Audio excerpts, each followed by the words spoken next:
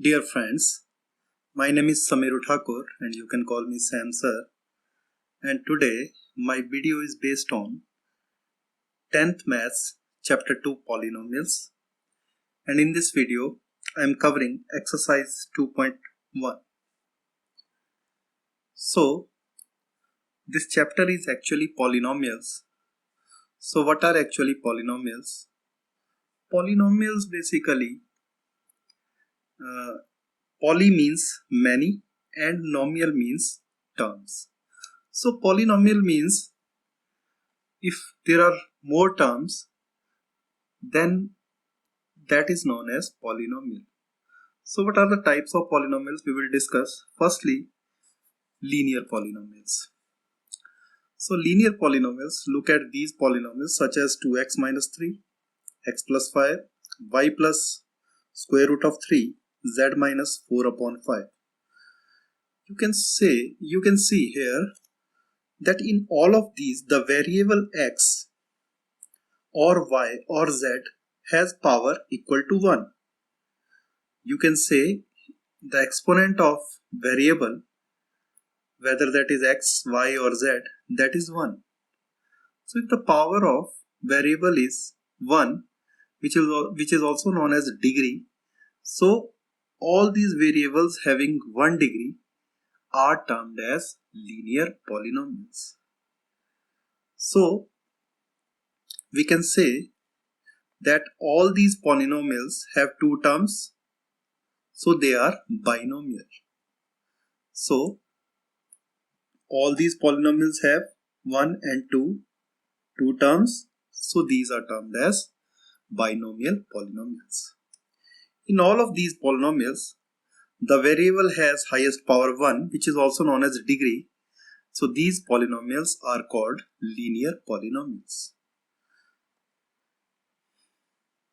Then quadratic polynomial. So quadratic polynomial, look at these polynomial. For example, this is 2x square minus 3. Here the power of variable or the degree of variable is 2 here. So all those polynomials in which the power of variable is equal to 2 are known as quadratic polynomials. So as you can see, there are two terms, that is why it is binomial. In this case, this is again quadratic polynomial but having 3 terms, so it is trinomial. Highest power here is 2, that is why it is known as quadratic polynomial. Similarly, in this case, the highest power is 2, so it is quadratic polynomial but having 3 terms, that is why it is trinomial, having 3 terms. In this case, z square minus 2z, the z is having degree or power equal to 2, that is why it is quadratic polynomial, and having 2 terms, that is why it is known as binomial. In all of these, the maximum power of variable is 2, which is also known as degree. So these polynomials are called quadratic polynomials. Quadratic polynomials, they have general form ax square plus bx plus c, where a is not equal to 0. So why we are imparting here, we are putting here condition that a must not be equal to 0. So see what happens if a is equal to 0. If a becomes 0, so this ax square term becomes 0 and the polynomial reduces to bx plus c, which is a linear polynomial. So that is why in quadratic polynomial the condition is given that a is not equal to 0. B may be equal to 0, c may be equal to 0, but a must not be equal to 0 because it is containing variable having highest degree. That is why we are putting this condition that a is not equal to 0. Where x is variable in this general form and a, b, c are constants. As you can see in all these examples, that here x is variable and all those terms, they are constants. Now cubic polynomial.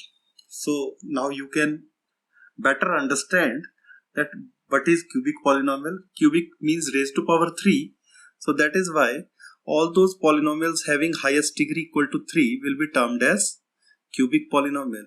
Let us see this example. Here the highest power is 3, that is why this polynomial is cubic polynomial. Let us take another example. Here again the highest power is 3, it is a cubic polynomial. Another example, here highest power of variable y is 3, which is also known as degree, so that is why it is cubic polynomial. Again in last case the highest power is again 3, so it is also cubic polynomial. So in all of these the maximum power of variable is 3, also known as degree. So these polynomials are called cubic polynomials. These cubic polynomials have general form ax cube plus bx square plus cx plus d, where a is not equal to 0. Again we are putting condition that a must not be equal to 0. Why? Because if a becomes 0, then this term becomes 0 having highest degree, and the equation reduces to bx square plus cx plus d, which is a quadratic equation. That is why we are putting the condition a is not equal to 0, because otherwise if a is 0, then this equation reduces to quadratic equation. If a and b both are 0, then this polynomial, not equation, sorry, then the polynomial reduces to linear polynomial. Now I am giving you another interesting thing, that if you put equal to 0 in all these polynomials, they become equations. For example, in case of linear polynomial, if we put equal to 0 with it, it becomes linear equation. If we put equal to 0 against quadratic polynomial, it becomes quadratic equation. Similarly, in case of cubic polynomial, if we put equal to 0 with it, it becomes cubic equation. So there is a little difference between polynomial and equation. So as we have already discussed in case of quadratic polynomial, so here x is variable and a, b, c, d, they are constants. Now zeros of the polynomials. So what are the zeros of the polynomials? Zeros of the polynomial is such a value of polynomial which when substituted in the polynomial reduces the polynomial to 0. So zeros of the polynomials, how they are calculated? They are calculated by equating the polynomial to 0. So I will give some example. For example, let a linear polynomial 2x minus 3. So how we will calculate the zeros of this linear polynomial? We will put this equation equal to 0. So 2x minus 3 is equal to 0, and minus 3 will shift toward right side. It will become 2x is equal to 3. Now this 2 will shift towards that side and x will be equal to 3 by 2. So this is actually x is equal to 3 by 2 is the zeros of the polynomial, this linear polynomial, that is 2x minus 3. So as we have already discussed, that zeros of the polynomial is such a value of polynomial which when substituted in the polynomial reduces the polynomial to 0. Now if we put this x is equal to 3 by 2 in this polynomial reduces to 0. That is why it is called zeros of the polynomial.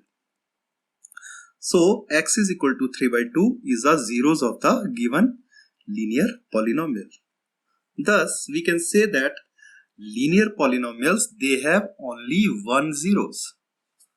Similarly, now we will discuss zeros of the quadratic polynomials. So let a quadratic polynomial, that is px, p which is a function of x, it means, is equal to ax square plus bx plus c, where a is not equal to 0. So px here means that this polynomial is actually a function of x. If it is py, then all the variable terms will contain y instead of x. If it is pz, then all the variable terms, they will contain z in it. So px is equal to ax square plus bx plus c. A is not equal to 0. Let it be a quadratic polynomial. So quadratic polynomials have two zeros, and those zeros are basically denoted by alpha and beta. Why? Because we have already used the terms a, b here. That is why, to avoid confusion, we don't take a and b as zeros, we take alpha and beta as zeros of these quadratic polynomials. The sum of zeros of quadratic polynomials, that is alpha plus beta, is given by minus b divided by a. And here b is basically coefficient of x and a is coefficient of x square. Similarly, the product of zeros of quadratic polynomials is given by alpha into beta, which is alpha beta, and it is equal to c divided by a, where c is constant, a is coefficient of x square. When zeros of quadratic polynomials, that is alpha beta, are given, then the polynomial will be k multiplied by x square minus alpha plus beta into x plus alpha beta. Sometimes zeros of polynomials are given, and from those zeros we can actually calculate what the polynomial will be, or vice versa. So if we have given that zeros of a polynomial are 0 and 1, suppose the zeros are given as two zeros of polynomial are given as 0 and 1, so we can actually calculate that polynomial, and that polynomial will be given as k multiplied by x square minus, here alpha plus beta means sum of these two polynomial, which is 0 plus 1 equal to 1, so plus x, plus alpha beta means 0 multiplied by 1, which is 0, so the polynomial is given as k multiplied by x square plus x. So we can calculate the polynomial from its zeros also. After that, zeros of the cubic and biquadratic polynomials. So as we have discussed that linear polynomials, they have only one zeros of the polynomial. Quadratic polynomials, they have two zeros of the polynomials. Similarly, cubic polynomials will have three zeros of the polynomials, and biquadratic polynomials, they will have four zeros of the polynomials. So cubic polynomials will have three zeros and biquadratic polynomials will have four zeros. So actually, what are cubic polynomials? Cubic polynomials are those polynomials in which the variable has degree equal to 3 or the highest power equal to 3. Similarly, biquadratic polynomials will have degree of the variable that will be equal to 4, or the maximum power will be equal to 4. You must know that x having raised to power minus 1 or minus 2 anywhere in the polynomial, then that will not be a polynomial.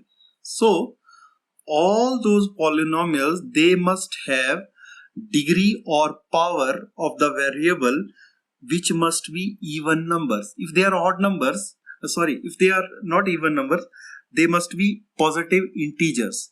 If they are not positive integers, they are negative integers, then we don't regard it as polynomial. You must keep it in mind. So any polynomial having terms like this is not a polynomial. Now graph. So what is graph actually? I think in the previous class, in 9th class, you have done graphs of linear equations. So how to make graphs? In graph actually, we take two axes. One is x-axis, which is horizontal, and another is y-axis, which is vertical. All these two axes, they are actually perpendicular to each other, and actually there are basically 4 areas. This is first part. It is known as first quadrant. It is second part. It is known as second quadrant. Similarly, third quadrant and fourth quadrant. So, in first quadrant, x-axis is positive and y-axis is also positive. So, this direction is actually positive direction, and direction towards opposite to this is known as negative direction. So, this is positive x-axis and it is negative x-axis. This is positive y-axis and this is negative y-axis. So in first quadrant, both x and y, they are positive. In second quadrant, basically, you can see that x is negative but y is positive. In third quadrant, both x and y, they are negative. In fourth quadrant, x is positive but y is negative.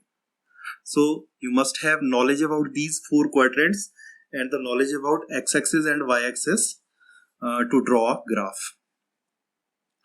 So what are the graph of polynomials? So firstly, I am discussing the graph of linear polynomial. So as you can see, this is graph of fx is equal to 2x minus 3.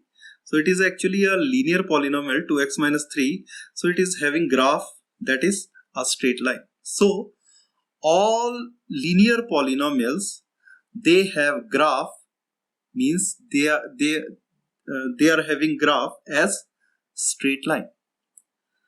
And you have already studied how to draw graph of linear polynomial in your previous class. So I will not discuss that. After that, another graph, which is, as you can see, it is actually a quadratic polynomial, that is 2x square plus 3x plus 1. So it is actually an equation of parabola. So this quadratic polynomial is basically equation of a parabola. So it is having graph like a parabola. So these polynomials are quadratic polynomials and they have graph like this. Now, graph of cubic polynomial. So this is actually graph of cubic polynomial. As you can see,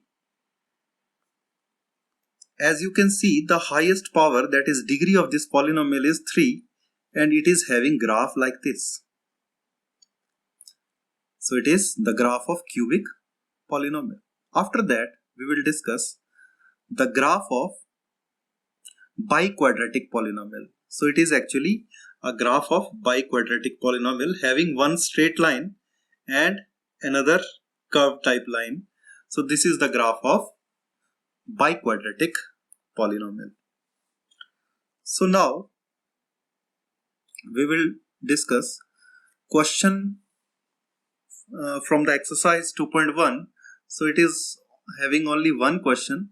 So the first question is the graph of y is equal to px. As I have already told you, px means p, which is a function of x, means p will contain x only. So the graph of y is equal to px are given in following figure for some polynomials px. Find the number of zeros of px in each case. So it is the graph.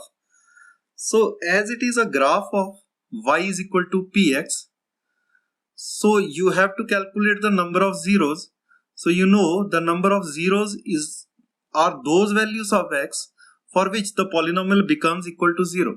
So as you can see, this is the graph. Basically, this is the graph of the polynomial and it is not touching anywhere on the x-axis. So it means this polynomial, whatever polynomial it is, it do not have any zeros. So that is why the number of zeros in this case will be equal to 0.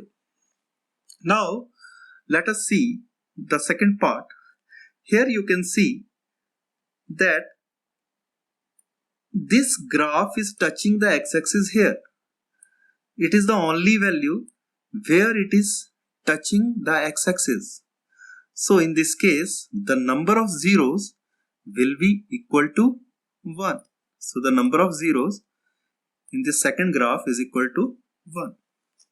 Now in the third graph, you can see it is touching the x-axis at 3 points, 1, 2 and 3 points. So it means there are 3 values of x which reduces polynomial to 0. So it means it is having 3 zeros of polynomial. So the answer will be, the number of zeros will be equal to 3. Now in fourth diagram, as you can see that this is touching x-axis at 2 points only. So it means here the number of zeros will be equal to 2. Fifth part, you can see that this graph is basically touching the x-axis at 1, 2, 3 and 4 points. So it means it will have 4 zeros. Now the last part, which is sixth part, this is sixth part. So as you can see, there are 1, 2 and 3 values of x which are reducing this polynomial to 0. So that is why the number of zeros in this case will be equal to 3. So here actually y is equal to px were given. So we had to take only those values of x which reduces this polynomial to 0. So this concludes my video here. Thank you.